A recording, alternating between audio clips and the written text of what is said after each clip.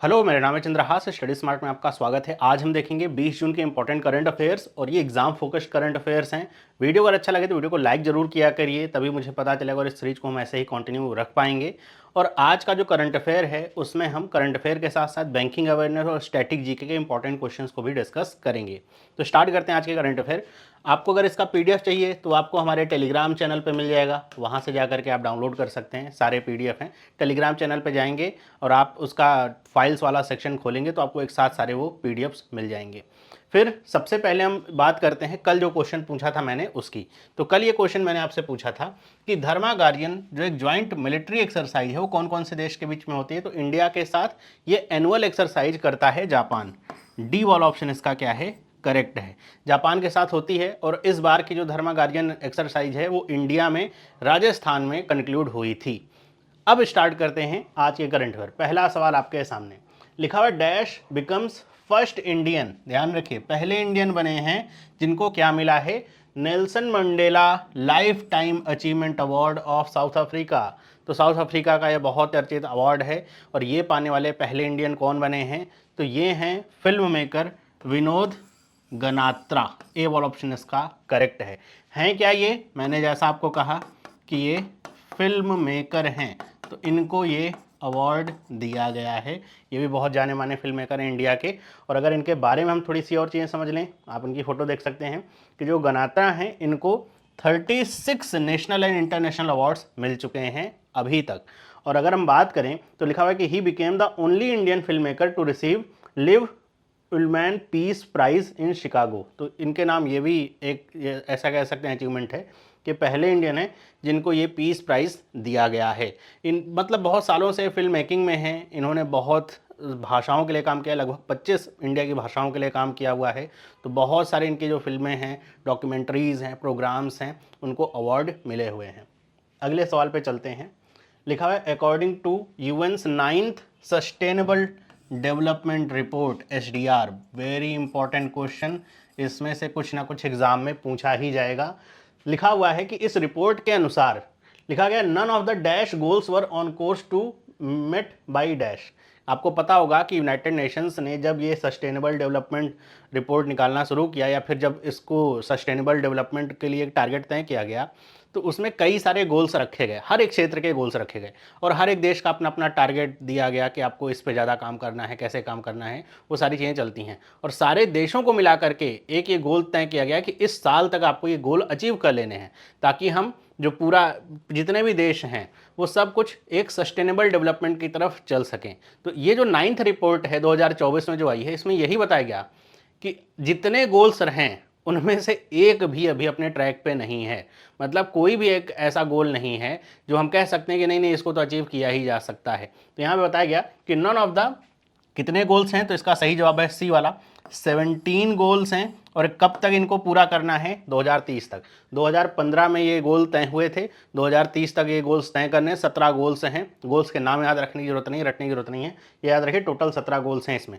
ये एक broad category है 17 गोल्स की, उनके अंतर्गत बहुत सारे और भी आते हैं कैटेगरीज जिनको देखना होता है। तो उनमें बताया गया कोई भी ऐसा देश नहीं है जो इन 17 में से किसी एक गोल को भी अचीव कर पाए। अब ये रिपोर्ट खास इसलिए है क्योंकि यूएन की रिपोर्ट है सभी। अब इसमें आपको मैं बताता चलूँ, 193 जो कंट्रीज़ हैं इसकी पार्टिसिपेंट्स हैं, मतलब यूएन की जितनी भी कंट्रीज़ हैं सब पार्टिसिपेंट्स हैं।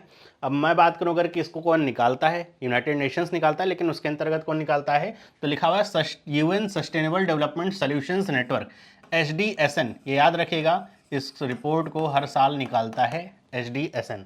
इस रिपोर्ट की 5 खास बातें मैं आपको बता के चलता हूँ, एग्जाम के लिहाज से इंपॉर्टेंट है इसलिए। तो पहली फाइंडिंग जो क्या बता रही है कि लिखा ऑन एवरेज ग्लोबली ओनली 16%, मतलब जितने गोल्स हैं उसका केवल 16% ऐसे हैं एचडीजी टारगेट्स जो कि ऑन ट्रैक हैं टू बी अचीव्ड बाई 2030। मैंने क्या कहा, ब्रॉड कैटेगरी है 17 गोल्स के उसके अंतर्गत और सारे गोल्स आते हैं। तो अगर हम पूरे की बात करें तो केवल 16% है, ये एवरेज है जो कि 2030 तक मेट हो सकते हैं या फिर अचीव हो सकते हैं, ये बताया गया। फिर लिखा गया नॉर्डिक कंट्रीज़, नॉर्डिक कंट्रीज़ का मतलब जैसे स्वीडन, नॉर्वे, फिनलैंड, ये सब। तो बता रहे हैं कि वो जो कंट्रीज़ हैं वो लीड पे हैं एचडीजी अचीवमेंट में, मतलब जितने गोल्स दिए गए हैं वो भी पूरा नहीं कर रही हैं, लेकिन सारे देशों को अगर देखें तो वो टॉप पे हैं, मतलब वो ज़्यादा प्रयास कर रहे हैं बाकी लोगों की तुलना में। वहीं अगर बात करें ब्रिक्स की, जिसमें इंडिया भी आता है, ब्रिक्स के बारे में हमने कई बार चर्चा करी इस क्लास में, लिखा demonstrating strong progress and poor and vulnerable Nations lagging far behind.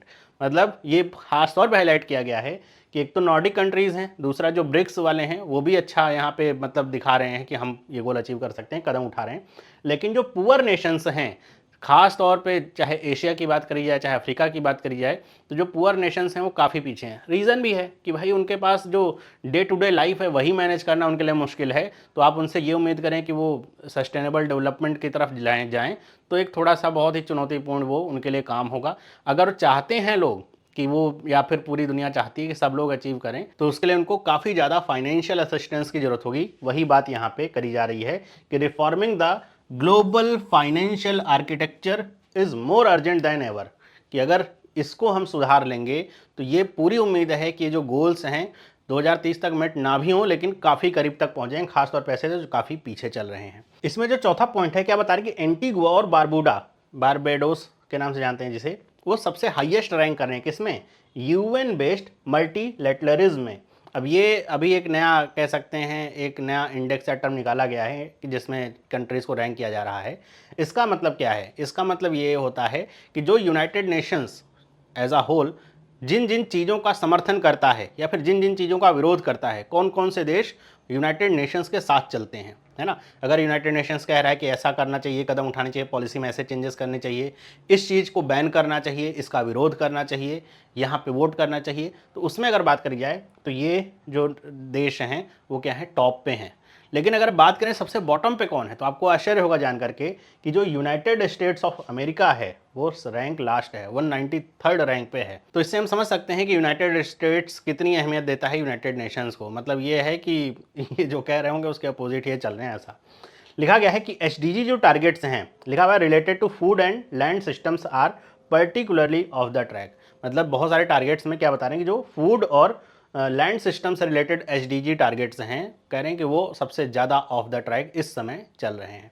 तो ये है पूरा एसडीजी को लेकर के 5 पॉइंट, इन्हीं में से आपसे कुछ ना कुछ एग्जाम में पूछा जाएगा, याद रखिएगा। 193 कंट्रीज़ इसमें एसडीजी टारगेट्स में आती हैं और इसमें अगर बात करें टॉप पे नॉर्डिक कंट्रीज़ हैं। अगले क्वेश्चन पे चलते हैं। देखा dash becomes the world's most valuable public traded company. पूरी दुनिया की बात कर रहे हैं, पूरी दुनिया की जो most valuable public traded company बनी है वो कौन बनी है। इस तरह के सवाल के लिए ध्यान रखिएगा कि आपको बहुत ही ज़्यादा अपडेट रहना पड़ेगा। क्यों? क्योंकि ये मार्केट डिपेंडेंट है। मतलब आज ये है, हो सकता है अगले हफ्ते कोई और हो जाए, ये ऊपर नीचे चलता रहता है। लेकिन ये न्यूज़ किस लिए इम्पॉर्टेंट है, क्योंकि ये कंपनी, पहली कंपनी जो मतलब ये जो कंपनी बनी है ये बहुत ज़्यादा चर्चा में है आने वाले समय को लेकर के, और ये उम्मीद करी जा रही है कि ये कंपनी अभी और भी आगे जाएगी। कौन सी कंपनी है ये है एनवीडिया, है ना। सी वाला ऑप्शन इसका करेक्ट है। इसने माइक्रोसॉफ्ट को पछाड़ा है। माइक्रोसॉफ्ट ने हाल फिलहाल में एप्पल को पछाड़ा था, इसमें एनवीडिया ने माइक्रोसॉफ्ट को पछाड़ करके नंबर 1 कंपनी बन गई है। अगर आप सोचें मार्केट वैल्यूएशन के हिसाब से, सबसे ज़्यादा पब्लिकली ट्रेडेड कंपनी के हिसाब से, कल की न्यूज़ में बहुत ज़्यादा चर्चा में था कि एक ही दिन में 18,000 करोड़ रुपए कमाए इसने, क्योंकि इसके शेयर्स के दाम 3.5% से ऊपर गए थे। अब यहाँ पे अगर हम बात करें कि भाई ये जो एनवीडिया है इसकी वैल्यूएशन कितनी है, मार्केट कैपिटलाइजेशन कितनी है, तो ये इस समय पहुंच चुकी है $3.3 ट्रिलियन। सोचिए कितने देशों की तो जीडीपी इतनी नहीं होती होगी जितनी इसकी वैल्यूएशन है 3.3 ट्रिलियन की। वहीं बात करें एनवीडिया की, तो इसके जो स्टॉक्स हैं 2024 में नियरली ट्रिपल्ड हो चुके हैं। मतलब कितने तेज़ी से इसकी ग्रोथ हो रही है। कुछ तो जो बहुत बड़े बड़े स्टॉक बेचने वाले या खरीदने वाले लोग हैं वो तो ये भी कह रहे हैं कि the market is Nvidia and we are just trading for it. तो ऐसा मतलब कमेंट आने लगे हैं। रीज़न इसका क्या है, लिखा है demand for Nvidia's AI chips outstrips supply. Nvidia के जो एआई चिप्स हैं, मतलब उनकी डिमांड इतनी ज़्यादा है कि सप्लाई मिल ही नहीं पा रही है। तो इससे ये समझ में आ रहा है कि एनवीडिया के जो चिप्स हैं कितनी ज़्यादा हिट हैं और उनकी डिमांड इतनी ज़्यादा बढ़ रही है कि आने वाले समय में कंपनी और ज़्यादा प्रॉफिट में जाएगी। तो जब से एआई का दौर आया है, एनवीडिया का जो मार्केट है बहुत तेज़ी से ऊपर गया है। एक तो कोविड पीरियड में एनवीडिया का शेयर बहुत अच्छा गया था। क्यों? क्योंकि कोविड आने के बाद बहुत सारे लोगों ने घर पे ही बैठ के कंप्यूटर गेमिंग और ये सब करना शुरू किया था और बिटकॉइन माइन करना शुरू किया था, ये सारी चीज़ें। तो उस समय भी एनवीडिया के जो जीपीयूज़ थे, एनवीडिया का बेसिक काम यही था जिससे इसकी पहचान बनी थी कि जो जीपीयूज़ है वो बनाती है कंप्यूटर्स के लिए।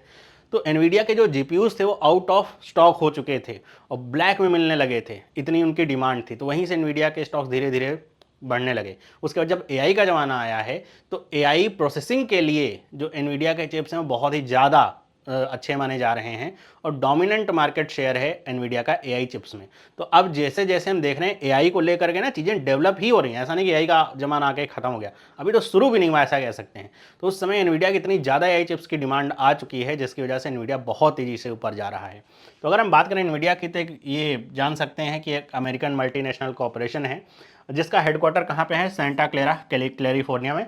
इसका मेन काम है डिज़ाइन और सप्लाई करना, जो ग्राफिक प्रोसेसिंग यूनिट है, जीपीयूज़ हैं या फिर एपीआईज हैं, लिखा हुआ है system on chips and system on a chip, ये भी डिमांड, ये मतलब मोबाइल्स में काम करने के लिए होता है। Artificial intelligence hardware and software, ये एनवीडिया इसमें प्रमुखता इसी पे दे रहा है। ये दोनों चीज़ से एनवीडिया बहुत तेज़ी से आगे जा रहा है। आगे बात करते हैं, लिखा हुआ dash to be the first South East Asian country to recognise same sex marriage, या फिर ऐसी कंट्री जिसने मैरिज इक्वेलिटी लॉ पास किया है। तो मैरिज इक्वेलिटी लॉ का मतलब सेम सेक्स मैरिज से है कि अब इस देश में भी जो सेम सेक्स वाले लोग हैं वो मैरिज कर पाएंगे लीगली। तो ये देश कौन सा है, साउथ एशिया का पहला देश है, वर्ल्ड का नहीं, क्योंकि वर्ल्ड में तो बहुत सारी कंट्रीज हैं जिसमें ये लॉ पास हो चुका है। तो इसका सही जवाब है बी, थाईलैंड। थाईलैंड ये पहली कंट्री बना है साउथ एशिया में। अगला सवाल, dash is exploring lithium blocks in Argentina along with a US company. कौन है जो यूएस कंपनी के साथ लिथियम ब्लॉक्स जो कि अर्जेंटीना में पाए गए हैं उसको एक्सप्लोर कर रहा है। लिथियम क्यों जरूरी है, आज का ज़माना जैसा हम जान रहे हैं इलेक्ट्रिक की तरफ बढ़ रहा है, electric cars, electric bus, electric truck, हर चीज़ इलेक्ट्रिक हो रही है। तो इलेक्ट्रिक से चलने के लिए जो बैटरी लगती है उसमें लिथियम आयन बैटरी का नाम आपने सुना होगा। तो लिथियम मेन कंपोनेंट है उस बैटरी का। तो जिसके पास लिथियम का भंडार होगा वो देश उतना ही तेज़ी से अपने आप को इस फेज से, मतलब जो फॉसिल फ्यूल्स हैं उससे अपने आप को जो बैटरी या फिर ईवी के पीरियड में ट्रांजिशन आसानी से कर पाएगा। क्योंकि अगर बैटरी बहुत महंगी होगी तो कोई भी जाना नहीं चाहेगा दूसरी तरफ। तो इसीलिए इंडिया की कोल इंडिया जो कि पब्लिक सेक्टर अंडरटेकिंग है, बी और ऑप्शन कोल इंडिया, यहाँ जितनी भी हैं सारी सरकारी कंपनी हैं, तो इसमें जो कोल इंडिया है ये यूएस की कंपनी के साथ मिल करके अर्जेंटीना के लिथियम ब्लॉक्स को एक्सप्लोर कर रही है। आपको बताओगे ये न्यूज पिछले साल की है कि अर्जेंटीना में जो लिथियम के बहुत भंडार पाए गए हैं और जिसको एक्सप्लोर करने के लिए अर्जेंटीना ने कई देशों को इनवाइट किया था, तो इंडिया भी उसमें से एक था। तो वहीं पे इंडिया का जो कोल इंडिया है वो इसके साथ मिलकर के, यूएस कंपनी के साथ मिलकर के एक्सप्लोर कर रहा है। अब ऐसा कैसे हुआ कि यूएस कंपनी के साथ किया जा रहा है, तो इसके पीछे का रीज़न ये है कि 2023 में जो इंडिया है वो मेंबर बना किसका, US led mineral security partnership का। तो इसका मेंबर बनने की वजह से ही इंडिया का जो कोल इंडिया है वो यूएस की कंपनीज के साथ वो पार्टनरशिप करके काम कर रहा है। अब अगर बात करें गवर्नमेंट की, तो लिखा है government of India last year listed 30 minerals including lithium, nickel, titanium, vanadium and tungsten as critical to drive the adoption of clean energy. भाई सबका टारगेट है ना कि जीरो कार्बन पे जाने का, तो वैसे उसके लिए ये जो मिनरल्स हैं इनका होना बहुत ज़रूरी है। और इसलिए गवर्नमेंट ने ऐसे 30 मिनरल्स को लिस्ट किया हुआ है जिसके लिए प्रयास करी गवर्नमेंट जितना ज़्यादा प्रोक्योर कर सके उतना ज़्यादा अच्छा है। इंडिया में अगर आपको पता है तो मैं आपसे सवाल पूछता हूँ कि इंडिया में लिथियम का भंडार कहाँ मिला है, जिसको लेकर के बिड भी हो रही है। लेकिन जाहिर सी बात है कि इंडिया में बिड तो हो रही है लिथियम के भंडार को लेकर के, भाई उसको कौन एक्सप्लोर करेगा, निकालेगा, वो सारी चीज़ें, लेकिन कंपनियां ज़्यादा पार्टिसिपेट नहीं करें। अभी फिर से हुआ था इसका ऑक्शन वगैरह, तो 1 या 2 कंपनियों ने ही उसमें ऑक्शन में डाला था। अगर आपको पता है कहाँ पे है, मिला है, तो आप मुझे कमेंट करके बताइएगा। इसी में जो मैंने आपको बताया कि लिथियम क्या है, क्रिटिकल रॉ मटेरियल है इलेक्ट्रिक व्हीकल्स, बैटरीज के लिए, तो ये जरूरी है। इसीलिए आप देखेंगे चाइना ईवी के क्षेत्र में लीड कर रहा है ना, क्योंकि पता नहीं कैसे जितने भी रेयर अर्थ मिनरल्स हैं वो चाइना में मौजूद हैं, और जिसकी वजह से ही चाइना जो बैटरीज हम देखते हैं यहाँ पे इंडिया में दग रही हैं वो सारी चाइनीज़ बैटरीज होती हैं और वहाँ से बन के यहाँ पे आती हैं, और सही तरीके से वो अडॉप्ट नहीं करी जानी इंडिया में, इस वजह से ऐसी घटनाएं होती हैं। आगे बढ़ते हैं, लिखा है प्रधानमंत्री नरेंद्र मोदी ने 19 जून मतलब कल जो है कहाँ पर नालंदा यूनिवर्सिटी कैंपस, जो नया नालंदा यूनिवर्सिटी कैंपस बना है उसका इनॉग्रेशन किया। तो ये जो इनॉग्रेशन हुआ है, नालंदा यूनिवर्सिटी कैंपस बना है बिहार में, सी वाला ऑप्शन सही होगा। नालंदा यूनिवर्सिटी तो ऐसी यूनिवर्सिटी है नहीं जिसके बारे में आपको बताऊं तो आपको पता चलेगा, पता सबको होता है। नालंदा यूनिवर्सिटी अभी की नहीं है, 1600 साल पुरानी यूनिवर्सिटी है इंडिया की, और कहा जाता है कि जब ऑक्सफोर्ड यूनिवर्सिटी इंग्लैंड में खुली थी उससे भी 500 साल पहले नालंदा यूनिवर्सिटी काम कर रही थी। तो नालंदा यूनिवर्सिटी बहुत पुरानी यूनिवर्सिटी है, लेकिन इसको बीच में डिस्ट्रॉय कर दिया गया, फिर से इसका पुनरुत्थान किया गया और नया कैंपस खोला गया, जिसमें इंडिया के नहीं बल्कि विदेशों के भी बहुत सारे बच्चे आकर के पढ़ रहे हैं। इसमें 37 तो स्कॉलरशिप दी जा रही है विदेशी बच्चों के पढ़ने के लिए। तो इसके बारे में थोड़ा सी और चीज़ें समझते हैं। जो नालंदा यूनिवर्सिटी की जो साइट है, जिसको नालंदा महाविहारा कहते हैं, वो यूएन वर्ल्ड हेरिटेज साइट 2016 में उसको इंक्लूड किया गया था, क्योंकि यहाँ पे नालंदा यूनिवर्सिटी में यूनिवर्सिटी खुलने से पहले भी ना क्या था, स्तूप था, तो महाविहार था। उसके बाद वहाँ पे यूनिवर्सिटी भी खुली, फिर उसमें बहुत तरह की शिक्षाएं होती थी, जिसमें इंडिया ही नहीं बल्कि बाहर के 25 देशों के भी लोग आते थे, स्टूडेंट आते थे शिक्षा ग्रहण करने। तो बहुत बड़ा शिक्षा का केंद्र था। 2007 में उस समय के जो प्रेसिडेंट थे एपीजे अब्दुल कलाम, उन्होंने सजेशन दिया था कि इस यूनिवर्सिटी को फिर से वापस से इस्टेब्लिश करना चाहिए, और उसी से इंस्पायर होकर के बिहार की असेंबली ने 2007 में जो ये ग्राउंड वर्क है न्यू यूनिवर्सिटी का, उसको लेकर के बिल पास किया था और उस पर काम करना शुरू किया। लिखा हुआ है कि बख्तियार खिलजी, इस नाम को याद रखिएगा, यूनिवर्सिटी से रिलेटेड है, इसने ही इस यूनिवर्सिटी को जलाया था। और कहा जाता है कि इस यूनिवर्सिटी में पता नहीं कितना अच्छा ज्ञान रहा होगा, जो मैन्यूस्क्रिप्ट्स वगैरह थी इसने सब जला दिया, पूरी लाइब्रेरी ही जला दी थी इसके पीछे एक कहानी भी है, जो कभी और मैं आपको सुनाऊंगा क्यों इसने जलाया था और बुद्धि भी क्या थी जलाने के पीछे का उद्देश्य। आप सोचेंगे तो आपको भी हंसी आएगी। लिखा हुआ है कि ये यूनिवर्सिटी कब इस्टेब्लिश हुई थी, तो 5th सेंचुरी में हुई थी, under the patronage of Kumar गुप्त 450 AD। तो 450 AD में कुमार गुप्त थे, तो कुमार गुप्त प्रथम, इनके कार्यकाल में ये यूनिवर्सिटी जो है बनी थी। तो गुप्ता पीरियड से रिलेटेड है ये यूनिवर्सिटी। अगर इसके नाम को देखें तो नालंदा नाम कैसे पड़ा, तो ये क्या है, नालम का मतलब क्या होता है लोटस, और दा का मतलब क्या था गिव, उसी से इसका नाम नालंदा पड़ा। तो काफ़ी चीज़ें इससे पूछी जा सकती हैं। वैसे तो क्यूरियोसिटी बस आप भी आसानी से पढ़ सकते हैं, इसके बारे में बहुत सारी इन्फॉर्मेशन अवेलेबल है। नेक्स्ट क्वेश्चन क्या है, dash appoints Ajit Kumar KK as MD and CEO for 3 year tenure. कौन से बैंक ने अजीत कुमार केके को बनाया है, तो ये है एक प्राइवेट सेक्टर का बैंक, धनलक्ष्मी बैंक। डी वाला ऑप्शन इसका करेक्ट है। फिर अगर बात करें इसका धनलक्ष्मी बैंक का हेडक्वार्टर कहाँ पे है, तो ये त्रिशूर में है। नेक्स्ट क्वेश्चन देखते हैं, international day for the elimination of sexual violence in conflict is observed on. आपको पता होगा कि दो देशों के बीच में या कई देशों के बीच में जब लड़ाइयाँ होती हैं, तो लड़ाइयाँ ज़्यादातर तो आदमी लड़ते हैं, लेकिन उसमें जो सबसे ज़्यादा प्रभावित होते हैं वो औरतें, वो बच्चे होते हैं। तो ऐसा भी बहुत देखा जाता है कि लड़ाई के दौरान अगर एक देश किसी दूसरे देश पे कब्जा कर रहा है, नेक्स्ट कर रहा है किसी तरीके से, तो वहाँ पे औरतों और बच्चों के ऊपर जो यौन हिंसा होती है वो भी बहुत होती है। तो उसी के लिए ये इंटरनेशनल डे ऑब्जर्व किया जाता है। कब ऑब्जर्व किया जाता है, तो ये हर साल 19 जून को ऑब्जर्व किया जाता है। अगले क्वेश्चन पे बढ़ते हैं, इससे पहले थीम इसकी देख लें। थीम क्या है इस बार की, इतनी बड़ी सी थीम है, attack against health care in conflict affected areas, impact for survivors of conflict related sexual offences. Next question, dash and Mastercard India signs MOU for collaboration in cyber security to enhance India cyber resilience in financial sector. तो हमारे financial sector में बहुत ही ज़्यादा fraud बढ़ चुका है। Fraud की जो तादाद है, चाहे वो नंबर ऑफ फ्रॉड्स की बात करें, चाहे उससे रिलेटेड अमाउंट की बात करें, दोनों बहुत तेज़ी से बढ़ रहे हैं। तो इसी के लिए मास्टर कार्ड इंडिया, आप जानते होंगे मास्टर कार्ड नेटवर्क के बारे में, आपके पास क्रेडिट कार्ड या फिर डेबिट कार्ड होगा, उसके ऊपर छपा रहता है मास्टर कार्ड, तो वही मास्टर कार्ड है। उसने कोलैबोरेशन किया है किसके साथ, इंडिया की सर्ट इन के साथ, ताकि इस तरह के जो साइबर फ्रॉड है उनकी रियल टाइम में प्रोसेसिंग हो सके, इन्फॉर्मेशन दी जा सके और उसके ऊपर एक्शन लिया जा सके।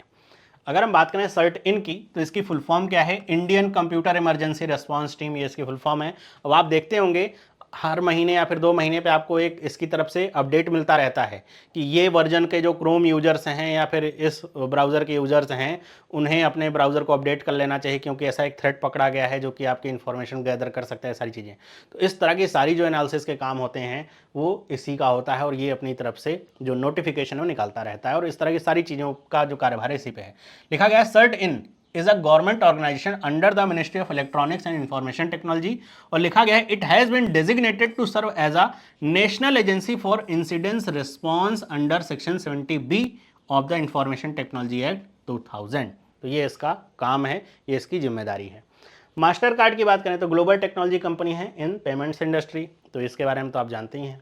अगला क्वेश्चन लिखा गया, dash joins forces with Ria Money Transfer to offer unique remittance service across rural India. अब जब भी बात किसकी हो रही है, रेमिटेंस की हो रही है, तो ये समझ के रखिएगा, रेमिटेंस का मतलब है कि जब विदेश से पैसा कोई अपने देश में भेज रहा है। तो यहाँ पर जो सबसे बड़ी दिक्कत थी रेमिटेंस को लेकर के वो क्या है कि मान लीजिए शहर में कोई रहता है, कोई पैसा भेज रहा है, तो आप आसानी से निकाल सकते हैं, इतने सब सक्षम होते हैं कि आसानी से पैसा अकाउंट में आ सकता है या फिर वो उस पैसे को एक्सेस भी कर सकते हैं बिना छुट्टी लिए। लेकिन अगर यही रूरल इंडिया की बात हो, कोई आपके घर से, कोई आप गांव में रहते हैं, कोई घर से गया बाहर कमाने के लिए, सऊदी अरब, दुबई कहीं गया है, वहाँ से पैसा भेजेगा, तो आपको छुट्टी लेकर के जाना पड़ेगा, बैंक में पैसा निकालना पड़ेगा, जो फॉर्मेलिटीज़ होगी वो करनी पड़ेगी। तो यहाँ पर वो पैसा एक्सेस करने के लिए ही आपको पैसा खर्च करना पड़ेगा पहले, और समय खर्च करना पड़ेगा, एफर्ट देना पड़ेगा, तब पैसा मिलेगा। तो इस तरह की जो डिफ़िकल्टीज़ हैं उनको थोड़ा सा और कम किया जा सके, इसीलिए इंडियन पोस्ट पेमेंट्स बैंक, सी और ऑप्शन सही है आपका, IPPB बोला जाता है। तो 100% ओनरशिप है इसमें गवर्नमेंट की। ये पेमेंट्स बैंक है, ध्यान रखिएगा, ये यूनिवर्सल बैंक नहीं, पेमेंट्स बैंक है इंडिया पोस्ट का। तो इसने पार्टनरशिप करी किसके साथ? रिया मनी ट्रांसफ़र के साथ। रिया मनी ट्रांसफ़र कोई देसी कंपनी नहीं, विदेशी कंपनी है ये। इसका काम ही है कि इनोवेटिव जो ट्रांसफ़र सोल्यूशंस हैं या रेमिटेंस सोल्यूशन से उपलब्ध कराती है। तो अब इन दोनों की पार्टनरशिप के साथ ये होगा कि आसानी से कोई भी पैसा ट्रांसफ़र कर पाएगा रिया मनी के थ्रू IPPB में। और IPPB का तो आपको पता है कि इंडिया पोस्ट तो हर चप्पे चप्पे तक उपलब्ध है। तो इसकी ब्रांचेस और इंडिया पोस्ट की जो ब्रांचेस है उसके थ्रू आसानी से पैसा प्राप्त किया जा सकेगा। तो ये काफ़ी अच्छी बात है। और ये डोर स्टेप डिलीवरी की भी बात यहाँ पे करी गई है, जैसे चिट्ठी पत्री आती है घर में, वैसे पैसा भी आए। तो ये सारी चीज़ें यहाँ पे लिखी गई हैं, यही जो मैंने आपको बताया कि लिखा गया available at more than 25,000 post office, और लिखा गया है location immediately with an expected reach to over 1 lakh locations through post office. तो ये बताया जा रहा है कि पोस्ट ऑफिस की कितनी ज़्यादा रीच है या फिर कितना डीप डाइव नेटवर्क है IPPB का या फिर इंडिया पोस्ट का, जिससे लाभ होगा रूरल इंडिया में रहने वाले लोगों को रेमिटेंस को लेकर के। वहीं अगर हम बात करें MD और CEO कौन IPPB के, तो ये हैं R विश्ववरन, इसके MD CEO हैं। अगला क्वेश्चन, अब अगले क्वेश्चन में कोई क्वेश्चन नहीं है, कुछ न्यूज हैं जो मैंने एक लाइन से आपके लिए लिख रखी हैं, इनके बारे में आपको एक ओवरव्यू पता होना चाहिए। ये नहीं कि इंपॉर्टेंट नहीं है, इंपॉर्टेंट है ये। यहाँ से क्वेश्चन आते हैं डायरेक्ट एग्जाम में, खासतौर पे कैबिनेट अप्रूवल से क्वेश्चन आते हैं। जैसे पहला एक तो ये न्यूज है जिसको आप याद रखिए कि बोन जर्मनी में क्लाइमेट चेंज कॉन्फ्रेंस कंक्लूड हुआ। क्यों हुआ था ये कॉन्फ्रेंस? क्योंकि जो क्लाइमेट चेंज मेन कॉन्फ्रेंस है यूनाइटेड नेशंस की, COP29 होगी, कब होगी? नवंबर में होगी। कहाँ पे? बाकू, अजरबैजान में होगी। तो इसको लेकर के जो भी काम है, क्या क्या किया जाएगा, कैसे किया जाएगा, वो सारी चीज़ें यहाँ पे डिस्कस हुई हैं। तो ये याद रखिएगा, COP29 कब होगा? ये नवंबर में होगा, बाकू अजरबैजान में। तो इसको लेकर कॉन्फ्रेंस हुई थी। वहीं अगर हम बात करें अगली जो न्यूज़ है, कैबिनेट ने अप्रूवल दिया है development of an all weather greenfield deep draft major port at Vadhavan in Maharashtra. तो ये जो greenfield deep draft major port है, इसके डेवलपमेंट के लिए हरी झंडी दे दी गई है। इसका अगर आप बजट देखेंगे तो 76,200 करोड़ का बजट है। और कहने की ये पोर्ट जब बनके तैयार होगा तो बताया जा रहा है कि दुनिया के टॉप 10 पोर्ट्स में से एक होने वाला है। तो बहुत बड़ा ये प्रोजेक्ट ये होने वाला है जिसको कैबिनेट से मंजूरी दी गई है। पोर्ट्स किसी भी देश की इकॉनमी के लिए सबसे ज़रूरी हिस्सों में से एक हिस्सा होते हैं। नेक्स्ट बात करें, कैबिनेट ने अप्रूवल दिया है वाइबिलिटी गैप फंडिंग को। किसके लिए? लिखा है to for the implementation of offshore wind energy projects. तो इसके लिए लगभग कितना दिया गया? 7,453 करोड़ रुपए की जो वाइबिलिटी गैप फंडिंग थी वो दी गई है। ये ऑफशोर विंड एनर्जी प्रोजेक्ट का मतलब क्या होता है? एक तो विंड एनर्जी हम सभी लोग जानते हैं कि जहाँ पे हवाएं ज़्यादा होती हैं वहाँ मैदान में ऐसा लगा देते हैं विंड वाले प्रोजेक्ट, वो चक्का घूमता रहता है, उससे एनर्जी प्राप्त होती है ना, क्लीन एनर्जी का एक फॉर्म है। ये जो ऑफशोर विंड है, इसका मतलब ये है कि ऐसे प्रोजेक्ट्स विंड एनर्जी के जो या तो समुद्र के किनारे या समुद्र के अंदर ही लगाए जाएँ। तो वो वहाँ क्योंकि समुद्र पे से बहुत सारी हवा आती है, बहुत तेज़ हवा होती है, तो उसी का लाभ उठाने के लिए इस तरह के प्रोजेक्ट लगाए जाते हैं। यहाँ पर एक चीज़ और मैं आपको बताता चलूँ कि इसमें 1 गीगावाट का इंडिया का पहला जो ऑफशोर एनर्जी प्रोजेक्ट है वो लगेगा इस फंडिंग के बाद, ये याद रखिए। Cabinet approval development of Lal Bahadur Shastri international airport Varanasi. तो वाराणसी में ये जो लाल बहादुर शास्त्री इंटरनेशनल एयरपोर्ट है, इसके डेवलपमेंट की भी हरी झंडी दे दी गई है। एक और न्यूज है इसी से रिलेटेड कैबिनेट अप्रूवल से कि cabinet approve central sector scheme national forensic infrastructure enhancement scheme, है ना। तो ये बहुत इंपॉर्टेंट स्कीम है, इसको याद रखिएगा, इसको दिया गया है।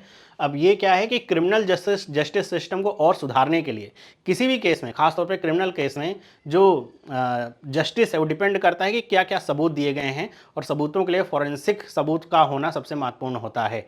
तो अगर फॉरेंसिक से ही कमज़ोर है तो सबूत नष्ट भी हो जाते हैं, और सही समय पर अगर उन्हें लिया ना जाए तो उनका कोई महत्व नहीं रहता। तो इस क्षेत्र में भारत को और मजबूत बनाने के लिए ये दिया गया है। इसके तहत होगा क्या, 3 चीज़ें हैं मेनली जो होंगी। लिखा गया है establishment of campuses of national forensic sciences university in the country. तो ये जो NFSU है इसके और कैंपस इस्टेब्लिश होंगे देश में ताकि और लोग पढ़ सकें इससे। लिखा गया establishment of central forensic sciences laboratory in the country, तो ये लैब भी कुछ बनेंगी कंट्री में। Enhancement of existing infrastructure of the Delhi campus of the NFSU, तो NFSU का जो दिल्ली कैंपस है उसके इंफ्रास्ट्रक्चर को और इन्हेंसमेंट दी जाएगी इस फंडिंग के द्वारा। तो ये जो 3-4 कैबिनेट अप्रूवल्स थी काफ़ी इंपॉर्टेंट थी, सवाल आने की पूरी उम्मीद है। तो मेरे ख्याल से ये जो करंट अफेयर वाला सेक्शन है खत्म होता है। हम बात करते हैं कुछ बैंकिंग अवेयरनेस और स्टैटिक जीके की, जहां से आपके एग्जाम में क्वेश्चंस पूछे जाते हैं। पहला क्वेश्चन हम देखते हैं, upper limit of public provident fund, जिसको हम PPF के रूप में जानते हैं, इसकी अपर लिमिट कितनी है? आपको पता होगा पब्लिक प्रोविडेंट फंड में जब पैसा लगाया जाता है, इन्वेस्टमेंट किया जाता है, एक तरह का इन्वेस्टमेंट फंड है, तो ये जो पैसा होता है इसको इनकम टैक्स में छूट मिलती है, इसीलिए अट्रैक्ट करने के लिए कि लोग इसमें पैसा लगाएं। तो PPF में जो अपर लिमिट होती है वो होती है 1.5 लाख रुपए की। बी वाला ऑप्शन क्या है इसका, करेक्ट है।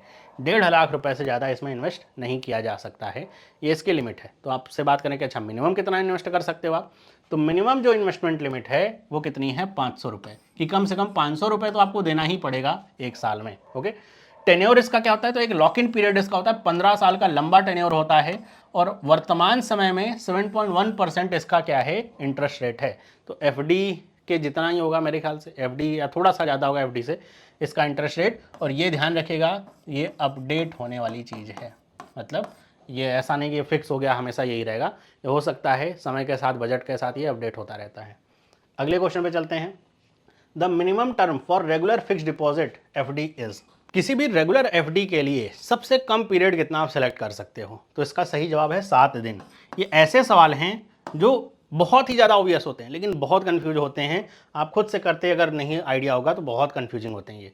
तो 7 दिन से नीचे की FD आप नहीं कर सकते हैं, और इस तरह की FD को क्या कहा जाता है, शॉर्ट टर्म फिक्स डिपॉजिट, है ना। एक होता है long term fix deposit, short term fix deposit ये होता है। फिर इसी में अच्छा, इसी में एक चीज़ और मैं आपको बता दूं, अगर मैं कहूँ लॉन्गेस्ट पीरियड क्या हो सकता है, मैक्सिमम पीरियड क्या हो सकता है, तो मैक्सिमम जो पीरियड होता है वो होता है 10 ईयर्स का, 10 साल का, सबसे ज़्यादा, सबसे कम 7 दिन। अगला क्वेश्चन देखते हैं इसी में, ये आपका स्टैटिक जी का क्वेश्चन है, dash pass connects Himachal Pradesh to Ladakh, कि लद्दाख और हिमाचल प्रदेश को कौन सा पास कनेक्ट करता है। पास से सवाल आते हैं आपके एग्जाम में, तो इसका सही जवाब क्या है, तो इसका सही जवाब है ए वाला, बारालाछा जो पास है ये लद्दाख को कनेक्ट करता है हिमाचल प्रदेश से, या हिमाचल को लद्दाख से कनेक्ट करता है। शिपकीला पास भी आपका है, कहाँ पे, हिमाचल में ही है, लेकिन ये हिमाचल को कनेक्ट किससे करता है, तिब्बत से, है ना। तो ये किसको कनेक्ट करता है, ये कनेक्ट करता है हिमाचल प्रदेश को किसके साथ, तिब्बत के साथ। अभी तो इंडिया को लेकर न्यूज आई, तिब्बत के 30 स्थानों के नाम बदलने हैं। अगर जोजिला पास की बात करें तो ये किसको कनेक्ट करता है, तो ये कनेक्ट करता है श्रीनगर को किसके साथ, लेह के साथ। और अगर बात करें माना पास की तो ये चमोली में है, तो ये कनेक्ट करता है चमोली मतलब उत्तराखंड को किसके साथ, तिब्बत के साथ। तो ये पासेज हैं, मतलब ये जरूरी नहीं कि यही सिर्फ इंपॉर्टेंट पासेज जितने भी इंपॉर्टेंट हैं, कौन से स्टेट में हैं, किसको किससे कनेक्ट करते हैं, ये सारी चीज़ें आपको पता होनी चाहिए। अगले क्वेश्चन पे बढ़ते हैं। अगला सवाल क्या है, नेक्स्ट है, Durand Cup is related to which sport, कि ये जो डूरंड कप है कौन से स्पोर्ट से रिलेटेड है। इस तरह के एग्जाम में क्वेश्चंस एग्जैक्टली पूछे जाते हैं कप से लेकर के। तो डूरंड कप रिलेटेड है फुटबॉल से, डी वाला ऑप्शन इसका क्या है, करेक्ट है। अगर मैं आपसे बात करूं कि डूरंड कप 2024 का किसने जीता है, तो अभी तक हुआ नहीं है। 2023 का किसने जीता है, तो मोहन बागान ने जीता है। नेक्स्ट क्वेश्चन देखते हैं, लिखा हुआ है सलीम अली बर्ड सेंचुरी, ये आपके लिए होमवर्क है, कौन से राज्य में स्थित है। होमवर्क के तौर पे सवाल है, सभी लोग जो देख रहे हैं अभी तक बने हुए हैं बताएंगे जरूर इसका क्या है सही जवाब।